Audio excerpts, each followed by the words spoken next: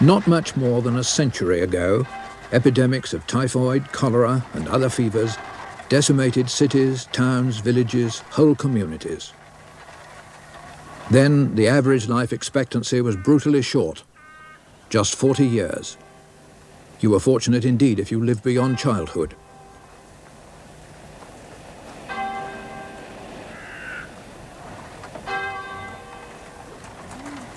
Large families were the only means of ensuring any family at all. Only 100 years ago, human survival depended on this alone. Disease was a mystery, the remedies near witchcraft.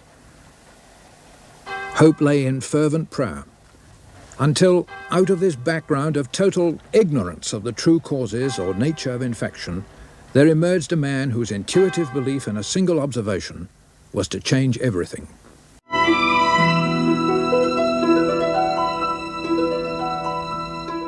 Piece of copper wire and a battery. Now, on his table at the time, there happened to be a magnetized needle. As he connected the wire to the battery, he suddenly saw the needle move. By chance, you may say, but chance only favors the mind that is prepared. That discovery was barely 20 years old before it had its application in the wonders of the electric telegraph. And so, gentlemen, a new idea or discovery is like a child. It awakens hope, but no more. But let it be cultivated, let it grow, and then you will see what it will become. Louis Pasteur, newly appointed professor of science at Lille University, was the son of a tanner from Arbois in southeastern France. His father, Joseph, was a man of stern moral principle, who every Sunday would proudly pin to his best frock coat the Legion of Honor that he'd won as a former sergeant major in Napoleon's army. From him, Louis derived his patriotism, his simple Christian faith, his belief in discipline and hard work. The old man was immensely proud of him. But not even he, as he walked by himself along the country lanes on Sundays, could have anticipated that before the boy was 30, he too would have been admitted to the Legion of Honor. For by then, young Louis had made important discoveries in chemistry that had put him at once in the forefront of French scientists. Those close to him were expecting even greater things. His wife, Marie, claimed that he would either make no name for himself at all, or one that would rank with none less than Newton or Galileo. Marie! The council wants us to take on the testing of manures for the entire district. I hope you refused. I did not. But the work it will entail. If the faculty is to justify itself in the eyes of the community, it must be seen to be of service. But you have little enough time for your research as it is. Louis, and that's what matters most. Who's to say that, Marie? Science and the application of science go together. They belong to each other as the fruit to the tree. It was his strength, and perhaps his weakness, that Pasteur was always so eager to put his knowledge to practical use for the benefit of France. So he came at once when asked by the son of a local manufacturer of alcohol to look into the problems of fermentation. This bag looks healthy enough. Yes, sir. An unhealthy one has a grey scum round the top. We're emptying one over here.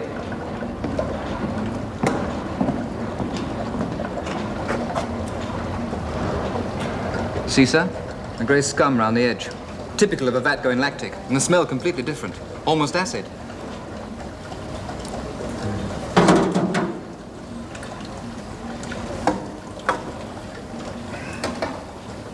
The manufacture of alcohol by adding yeasts to pulp sugar beet was a long-established process. But from time to time it went wrong, and no one knew why. At this time, all fermentations were held to be purely chemical processes, despite the fact that in some of them, the yeasts had clearly been seen as minute living organisms. You can see them quite clearly. Have a look.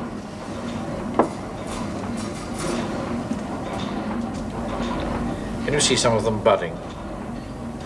That's how they grow and reproduce themselves. That's what causes the fermentation. But I was always told that fermentation took place when yeasts were dying, not growing. Yes, that is what the textbooks say. And some chemists, like Liebig, will hear of nothing else, but they're wrong.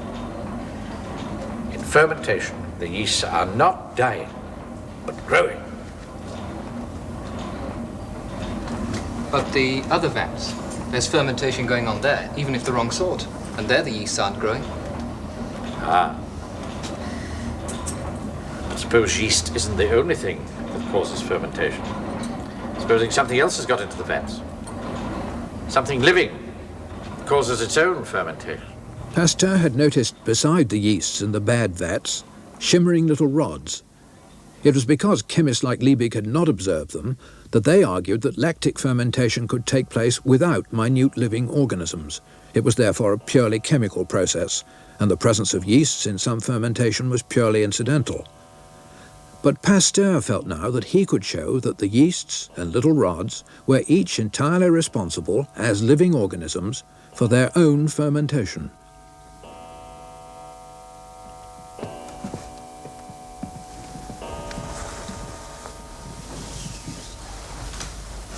It's gone 11. Well, you'll be back here by 6 in the morning anyway. You must get some sleep. They're growing and reproducing, Murray. My little organisms are producing lactic acid. As when milk ferments and goes sour. I really can't accept his ideas.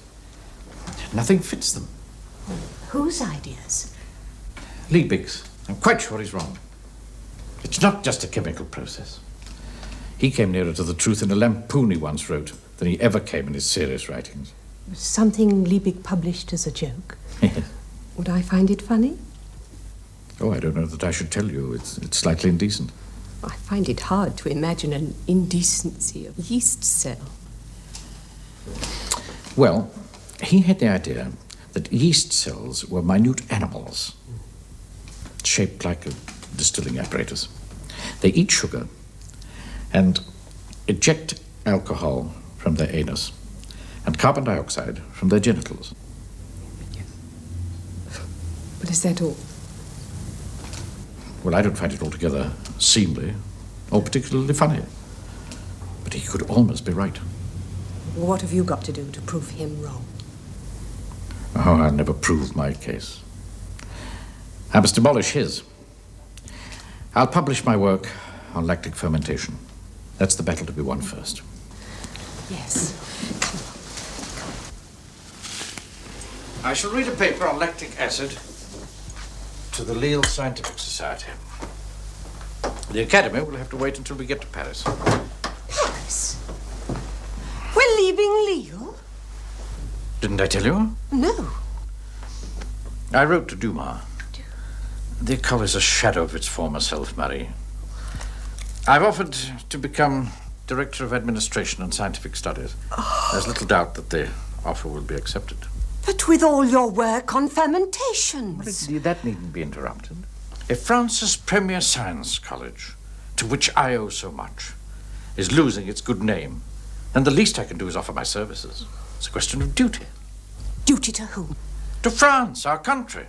You have other duties.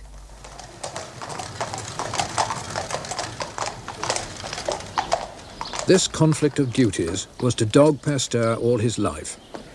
When he and his family arrived in Paris, they had 3 children by now, he had already published what we recognize today as the first manifesto of the germ theory, a paper demonstrating that when milk went sour, it was not just a chemical process of decomposition, but a change brought about by the action of minute living organisms.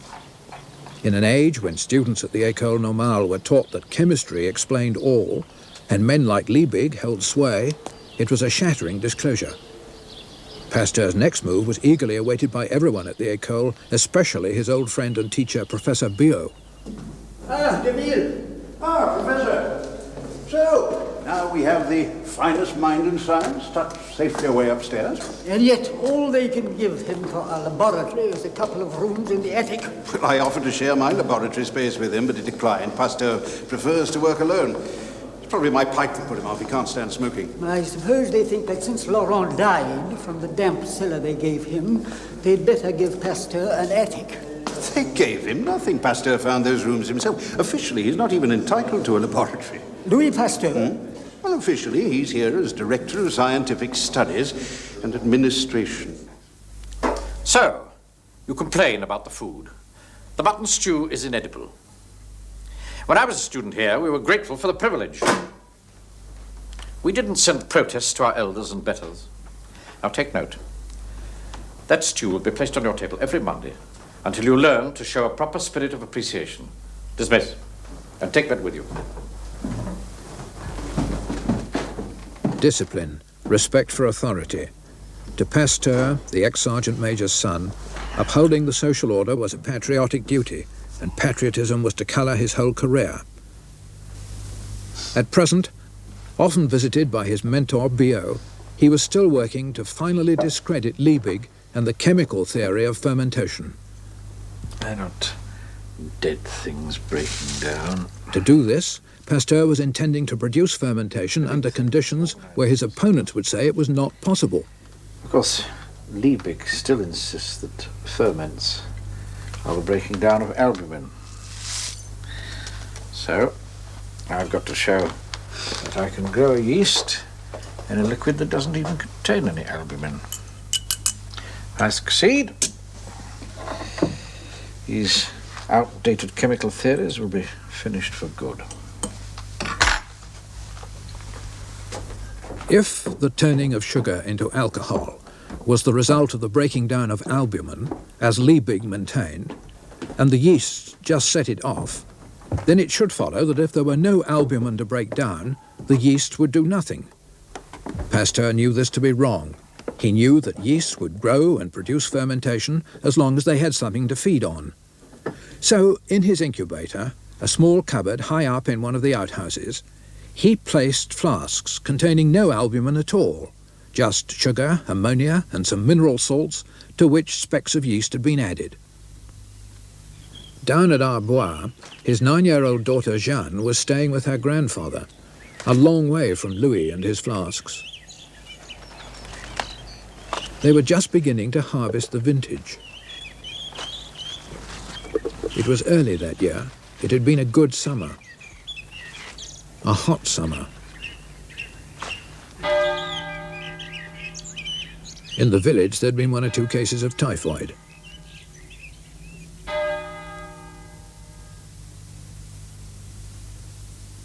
Leaving Louis tending his experiments and administrative duties, Marie left Paris and went down to Arbois, where Jeanne had been taken ill.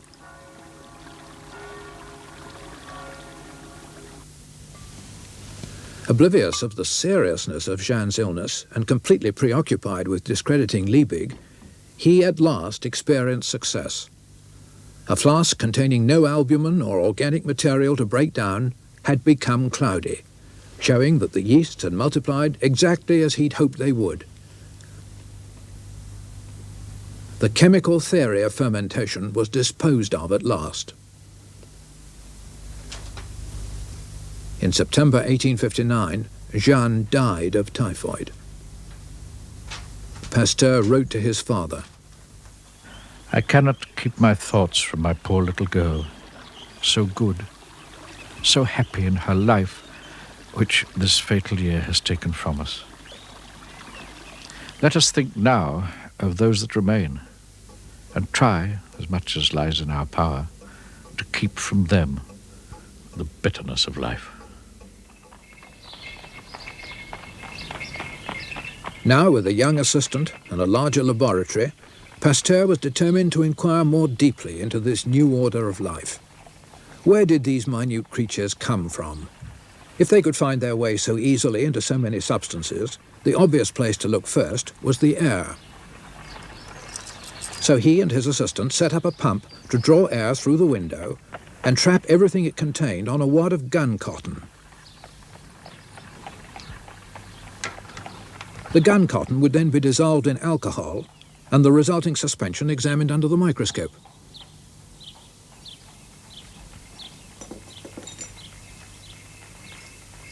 Pasteur was already aware that many other scientists preferred to believe that germs appeared spontaneously, synthesized out of decaying organic matter. This completely undermined Pasteur's belief that germs could one day be controlled. What he saw under his microscope confirmed that they did indeed come from the air. In every sample there were hundreds of organized living bodies. Here were the organisms that, like his yeasts, could transform whatever they fed upon. He was about to demolish yet another of the old guard's bastions. I understand he's trying to discredit the doctrine of spontaneous generation. It's a maze he'll never find his way out of.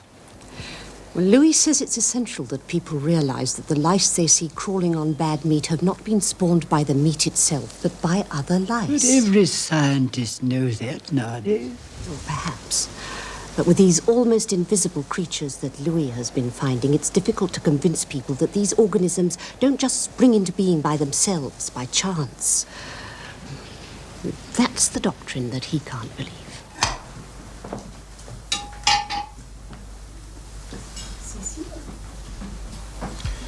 I advise you to wipe your spoon, Monsieur Biot.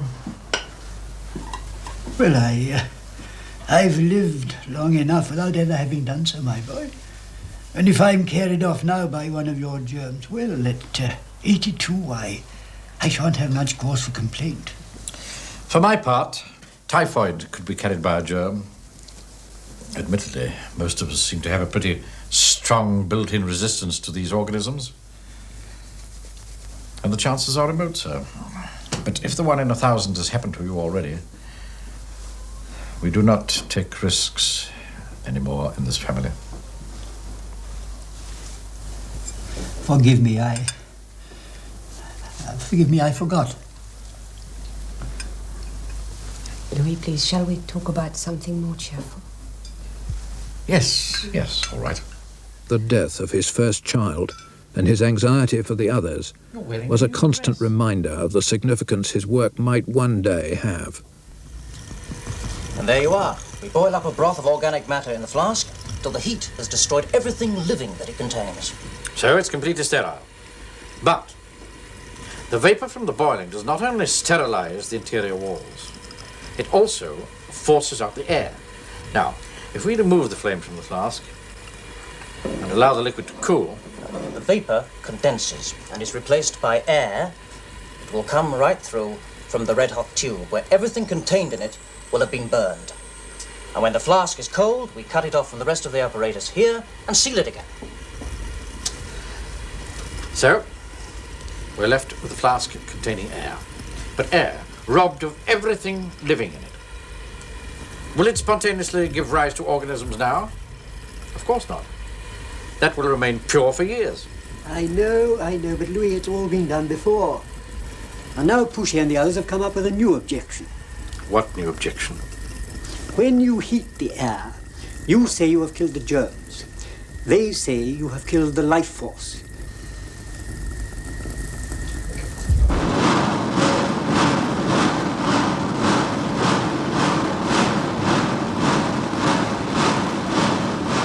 It was seemingly impossible. But how could he devise a way of robbing the air of germs and then allowing it into contact with the broth without interfering with it in any way? Always resourceful, he created, with the help of a colleague and a glassblower, a novel and ingenious form of flask, its neck drawn out like a swan's. Boil an infusion in that until the germs are killed and the air driven out. Then leave it to cool. No heating this time of the air that has got into it. We don't even need to seal the entrance. Yet, ladies and gentlemen, that flask will remain pure for years. How do you explain that, you partisans of spontaneous generation? Organic matter exposed to ordinary unheated air. Will you say that by boiling the infusion, I have destroyed some mysterious genetic power? If so, let me cut the neck of the flask. There. Now, ladies and gentlemen, I can assure you that in 2 days' time, that liquid will be cloudy. Will you now say that the genetic power has simply been waiting for the swan neck's removal to manifest itself? No. The truth is that before I broke the neck of the flask, the dust from the air was trapped in the curve of the neck here.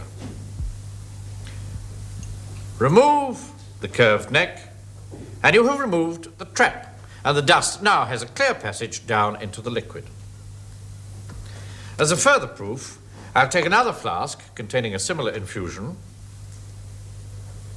and shake it so that the liquid now makes contact with the trapped dust, and it too will begin to alter. For if only one tiny organism makes contact with the liquid it needs to feed on, it will multiply rapidly and thus cloud the liquid. The partisans of spontaneous generation were unimpressed. So Pasteur chose another, more spectacular way to prove his point, that if the air was free of germs, an infusion would suffer no change. You've got a broken one there, Ballon. Send that one back, please. Yes, Monsieur Pasteur. With a number of flasks, in each of which some broth had been boiled, the air driven out and then resealed, he set off for the countryside round his hometown of Arbois. He'd already opened some of the flasks in the streets of Paris, and not surprisingly, the broth had soon gone bad after exposure to the city germs. But in the country, the air would be purer, and according to Pasteur's theory, fewer would go bad. Here among the vineyards, the flasks were opened and immediately resealed.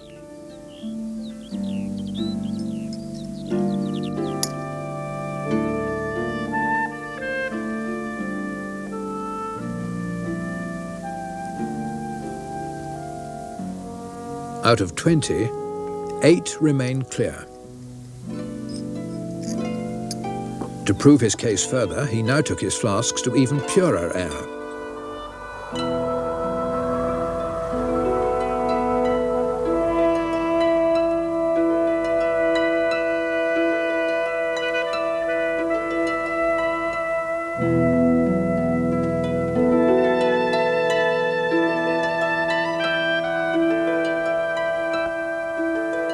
With his assistant and a mule and an Italian guide, he ascended to an alpine glacier. Here he hoped there'd be little contamination from vegetation and little, if any, dust.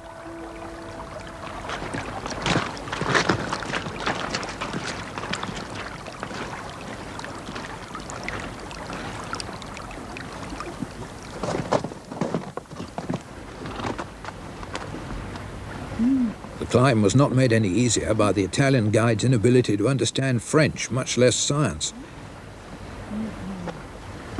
He seemed obviously determined to keep as far from these lunatics as possible.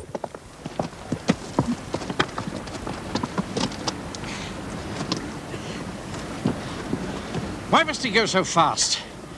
The slightest knock can break those flasks. Well, he doesn't understand, sir. What, doesn't he realize what's at stake? He thinks we're mad. Be careful, sir! There's a vacuum in every flask! There's a...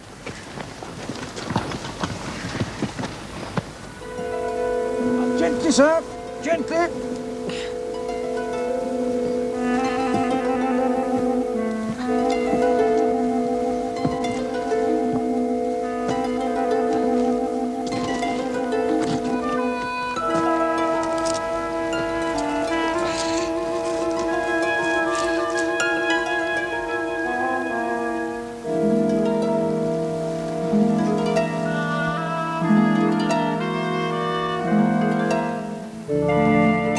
20 of the flasks had remained intact.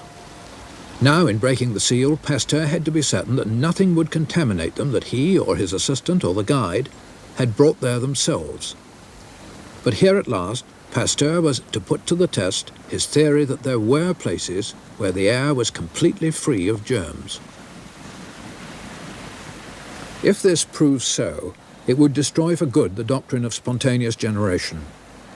For by that doctrine, living matter should arise in his flasks no matter where they were unsealed. In fact, out of 20 flasks, only one, on reopening, was found to be contaminated. But just as this appeared to prove that changes in organic matter could only be produced by the action of germs from the air, Pasteur made the startling discovery that some microbes were of a fundamentally different kind. Roland, have a look at that, would you?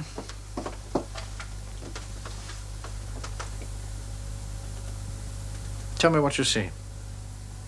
Oh, little rods moving about in chains. Like a string of barges on a river. Yes. What else do you see? Oh, nothing that I haven't seen many times before, monsieur. Look closely at the edge of the drop, where the fluid comes into contact with the air. The organisms have shriveled up and died. Now the center of the drop. They thrive, monsieur. Well,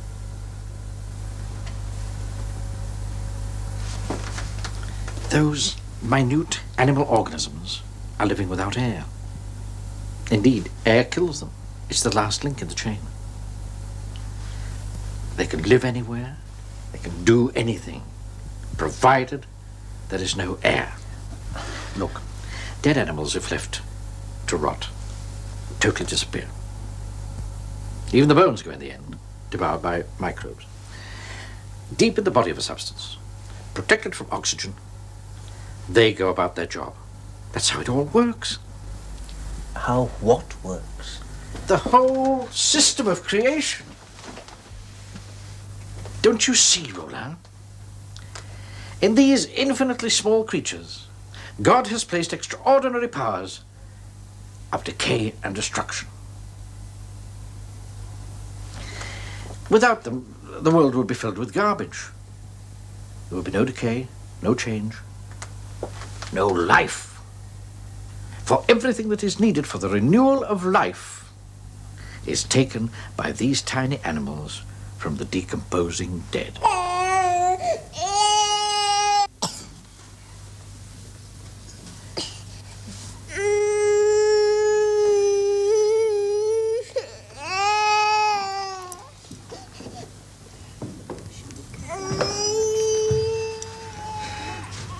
Is there nothing to be done?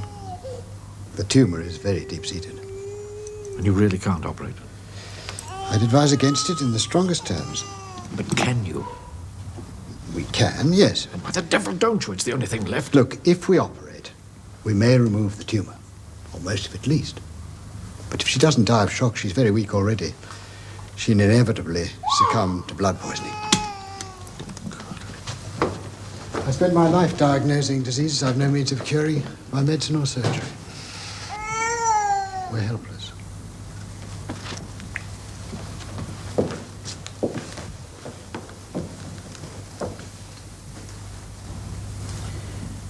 Looks so alert. For 6 weeks, Camille's condition continued to worsen. During that time, Pasteur hardly ever left her. Once again, he was discovering that he was still no nearer to understanding the processes of human disease. In the very month that Camille died, September 1865, an epidemic of cholera reached Paris that was soon claiming 200 victims a day. A few weeks earlier, Ignaz Semmelweis had died in Vienna, his theories about germs largely ignored.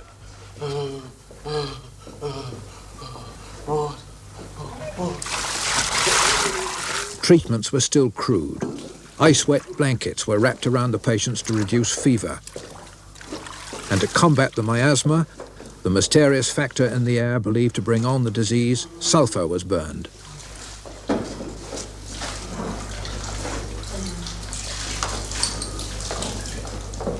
Shocked by his daughter's death, Pasteur turned his attention directly to the cause of disease. Is this the best that can be done for these poor people? Leeches? Any better suggestions? I'm not a doctor. Perhaps I should have been. How does it spread? It's a poisonous agent in the air. Must be. Like the ones I find in my fermentations. We must find it and isolate it. By sucking air from the cholera ward through the ventilator, he hoped to trap the microbe. For just as he was convinced that for every fermentation, a particular microorganism was at work, Pasteur now believed that for every disease, a specific microbe was similarly responsible. How's it going? Well, monsieur. I'll take over for a bit now.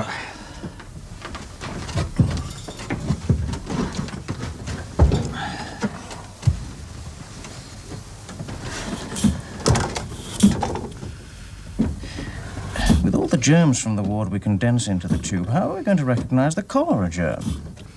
Isn't it possible that it's too small to be seen, monsieur? Yes, it is. But if only we could isolate one organism from the air that's identical to one in the blood of a cholera victim.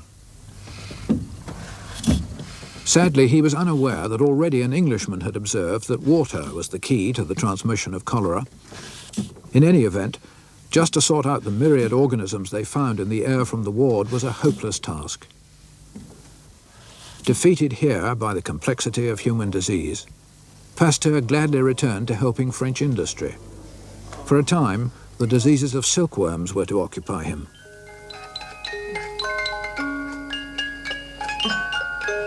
But once again, his personal life called him back to his true destiny. His daughter Cécile fell ill with typhoid fever.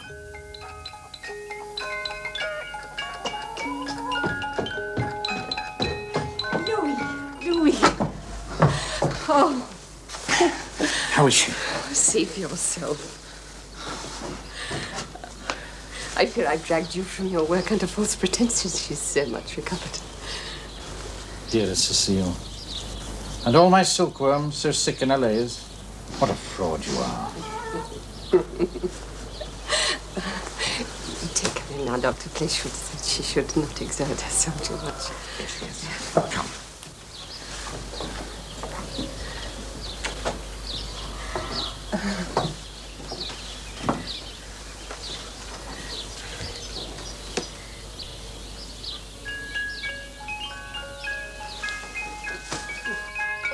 Cécile had seemingly recovered, but 2 days later she had a relapse.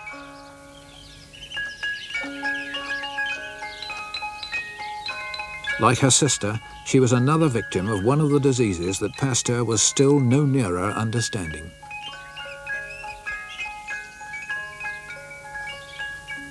It was the fourth death in the family within a few years, for even before Camille's death, his father had died too, proud in the knowledge that his son was becoming a national hero. Not only the vineyards of Arbois, but the whole of French industry was benefiting from his son's studies of the maladies of fermentation.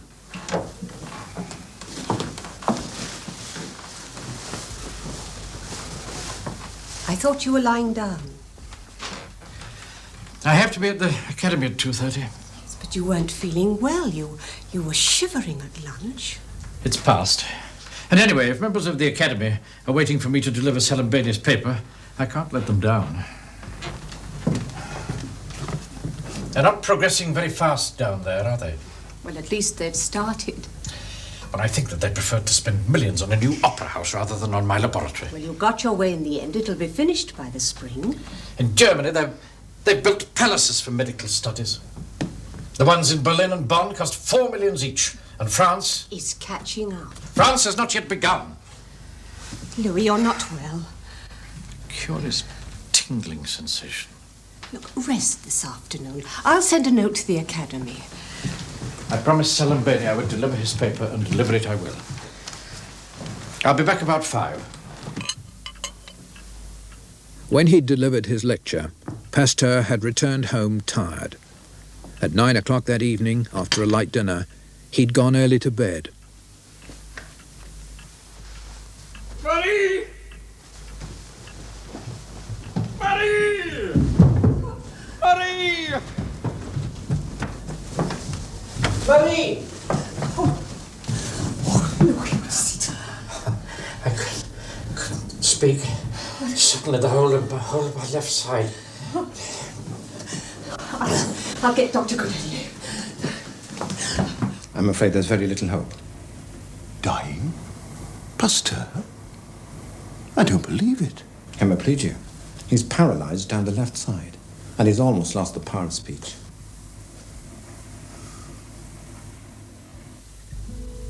He comes and goes. One moment he can speak, the next he can't. It's most singular. Paralysis from a stroke is usually instant and complete. I must relieve the pressure. I think 6 should be enough.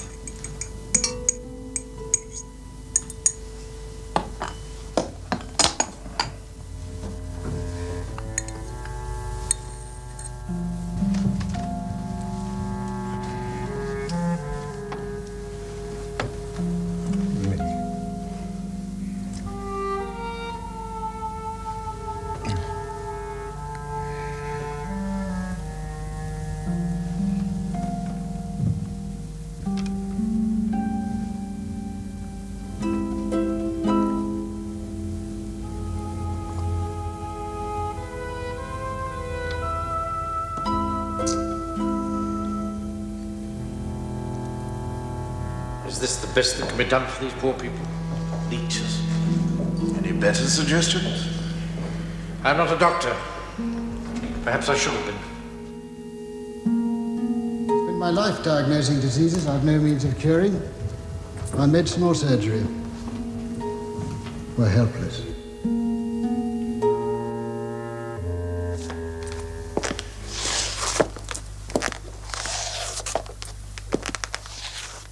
Pasteur's stroke was to leave him partly paralyzed.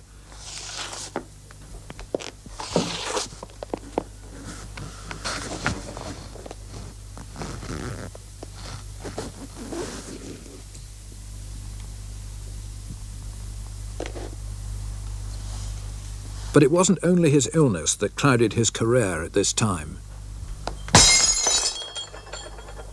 Mentally and physically, he was forced to live quietly. Fermentations were still the only studies in which he achieved practical results, and it was for this work that he was elected by one vote in 1873 to the Academy of Medicine. He was by now not the only man to sense a connection between fermentation, putrefaction and disease, but the opposition remained unconvinced. Every clinician whose experience extends beyond the somewhat limited field of the laboratory bench knows that the disease process is infinitely complex. Every practicing doctor knows that real success in treatment depends on treating the patient, not the disease. Yet Monsieur Vulpian has not the slightest hesitation in attributing typhoid, typhus, tuberculosis, septicemia, all to the name of bacteria. What simple pathology! What startling diagnosis! Mr. Chairman, may I yet again draw the attention of my esteemed colleague to the results first published by Devane and now confirmed by myself? In a long series of experiments, we injected animals with the blood of other animals who had died of disease. Invariably, these animals sickened and died, even though the blood had been diluted to 1 part in a million. What does that prove? The blood may well contain germs or whatever you wish to call them, but it might just as well contain something else that is responsible for carrying the disease. Thus to say, as the experimenters do, that by striking dead the bacteria, you can halt the process of a disease is mere fantasy. I really do protest. Gentlemen, gentlemen. We're fortunate to have among us The only man who has fully investigated the role of germs on putrefaction and fermentation. I'd like him to give us his opinion.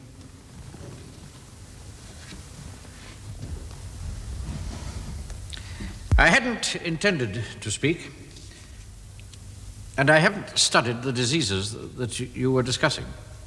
But in all the fermentations that I have studied, lactic acid in milk, butyric acid in butter, and recently that of beer, have been caused by organized living beings. But disease, monsieur. Disease. Well, in the case of beer, which is all I can talk of, the correlation between disease and the presence of organisms is certain and indisputable.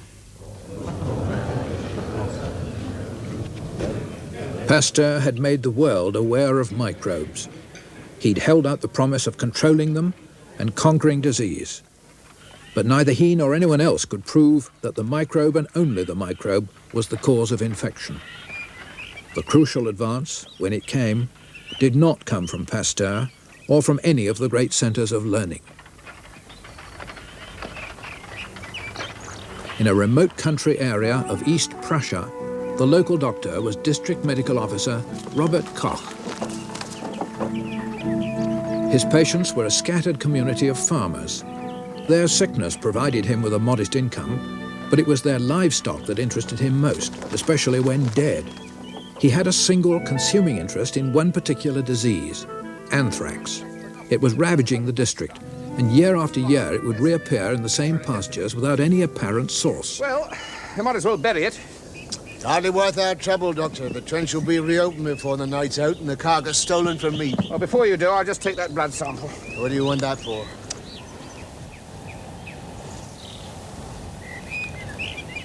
It's just a theory I have. Koch had read that in the blood of sheep killed by anthrax, some weird thread-like organisms always seemed to be present. He had himself found these twisting threads. But were they the killers? Possibly, but it could just as easily be something else in the blood. He decided to find out. His primitive laboratory was a curtained-off corner of his consulting room. His microscope, his wife's birthday gift for her husband's strange hobby. His daughter's pet mice were to be the experimental subjects.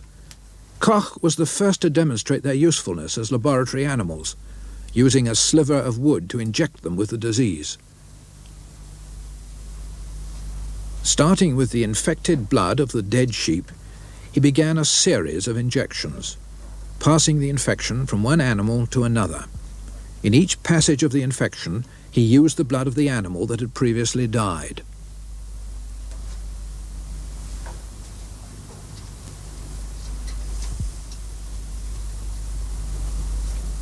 Methodically, he carried out autopsies on each of the dead animals.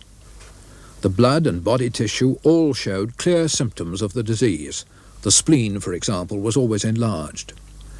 But more important for Koch, after as many as 20 consecutive passages, he could always find the twisting threads in the blood and tissue fluids. He noted that these bacilli invariably multiplied. But in essence, Koch had got no further than other researchers. How was he to show that the germ alone caused the disease, when each slide sample showed many other organisms from the dead mice, any of which could have been equally responsible?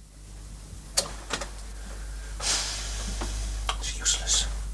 Somehow he had to grow the bacilli outside the living animal, in some substance that was absolutely pure and free of other organisms, something the germs could feed on, yet at the same time something transparent, so he could see what was happening. Emmy! Can you stay there, Gertrude? Cock was clean on this morning. Emmy! Coming. Child, out in the yard chasing chickens. She's becoming a regular gypsy. I'd do my best to keep her clean. I'm just going down to the butcher's. I shan't be long. We've got a patient in half an hour. Frau Unradbumst. Well, she'll just have to wait, won't she? The mayor's wife? Well, unless she goes to Breslau, she has no choice. But she pays.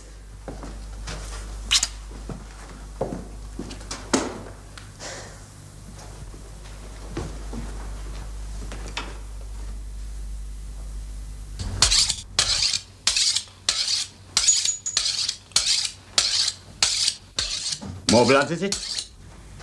No. But the animal must be healthy. An ox or a cow. How can I be sure it's a sound beast? I wouldn't slaughter it for meat if it weren't. What part of it do you want? Its eye. The idea of using the sterile, clear fluid from within an ox's eye was startlingly original. But now, how could it be made to work? A thin drop of fresh beef aqueous humour is placed in a ground-out hollow on the slide.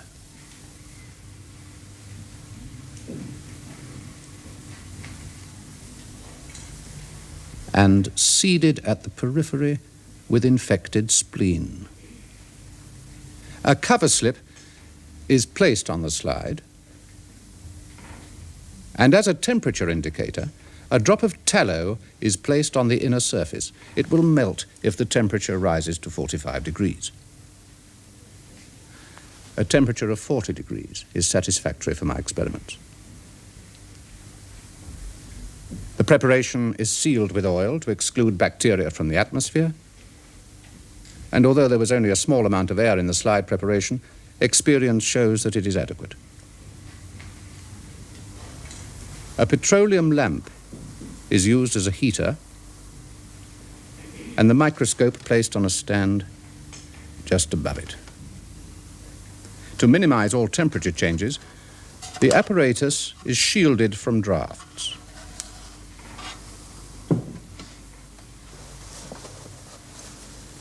And observations are made.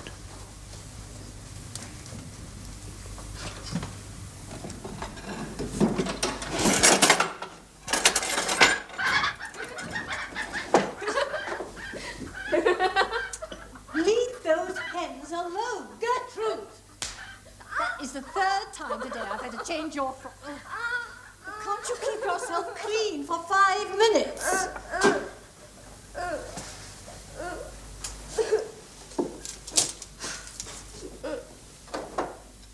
In the first 2 hours, the bacilli become thicker. Then growth begins.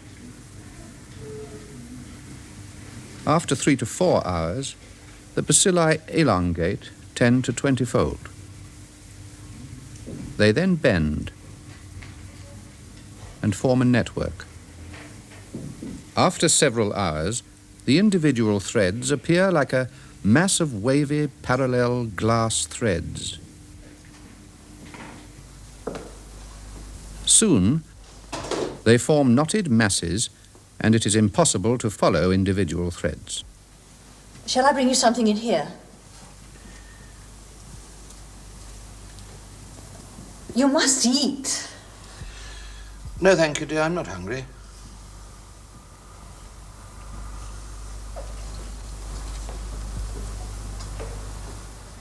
After 10 to 20 hours, the contents of the more vigorously growing threads become finely granulated. The granules enlarge and become light-refracting spores. Spending night after night at his microscope, Koch was to meticulously check these first observations until he knew his drawings traced with enormous detail the entire life history of the bacillus, even revealing the mystery of how it perpetuated itself.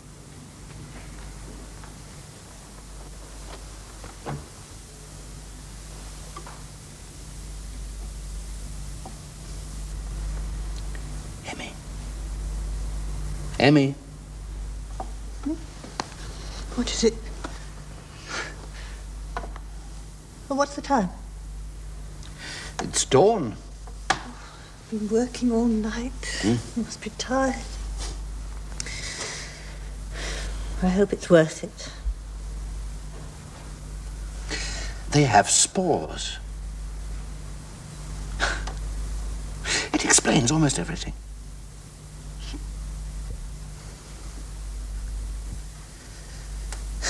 The knowledge that the bacilli could give rise to seed-like spores went a long way to explaining the peculiar perniciousness of anthrax. Making use of his new sterile medium, he was able to inoculate animals with the spores alone, free of all other organisms. It invariably produced anthrax.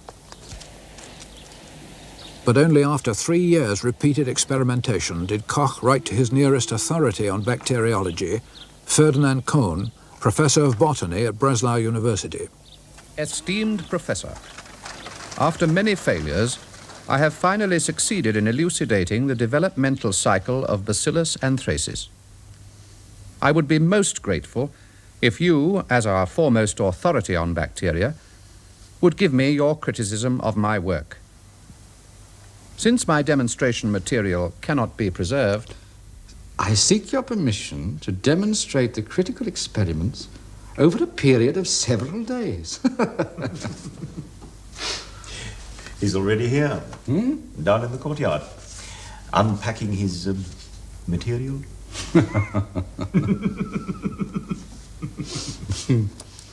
Of necessity, I've had to improvise, you understand. These slivers of wood are somewhat unorthodox, but with practice...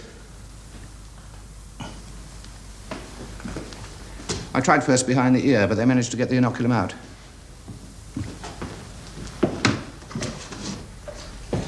Now, if you care to examine this slide, gentlemen. It shows the spleen of an animal I injected yesterday. You can observe the bacilli in the first stages of their elongation. I'm going to show the entire elongation process, including the moment when the indentations appear and the bacillus is about to divide. So clear, so pure. I used the aqueous humour of an ox's eye in a ground-out hollow in the slide.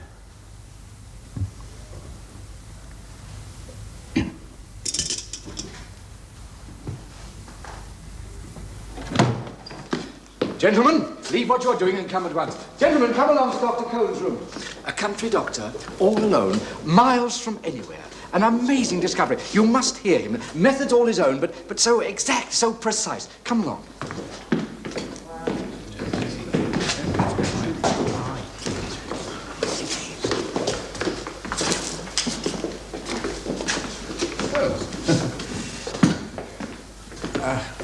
At still lower temperatures, the formation was correspondingly more languid. Below 18 degrees, sporulation was rare, and there were no spores at all below 15 degrees. Now, this, incidentally, gives us our first practical preventive measure against the disease. Because here, in Germany, soil temperatures at a depth of 8 to 10 meters is below 15 degrees. Thus, burying cadavers in trenches of this depth would lead to the destruction of the bacilli and render the cadavers harmless.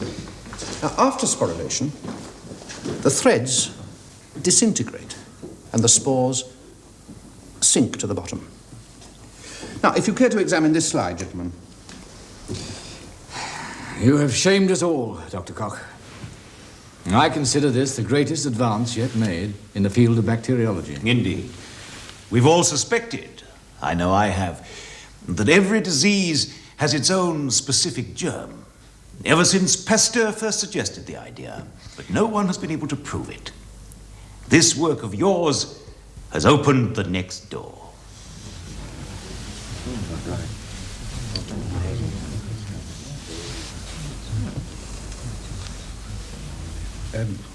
Shall I go on, gentlemen? Go on? Yes, please, Dr. Koch. Do please go on. Well, having thus eliminated putrefactive bacteria as a possible agent, we're left with the inescapable conclusion that one type of bacillus can produce a specific disease. And this leads us naturally to the next step, which is the conquering of all disease in man.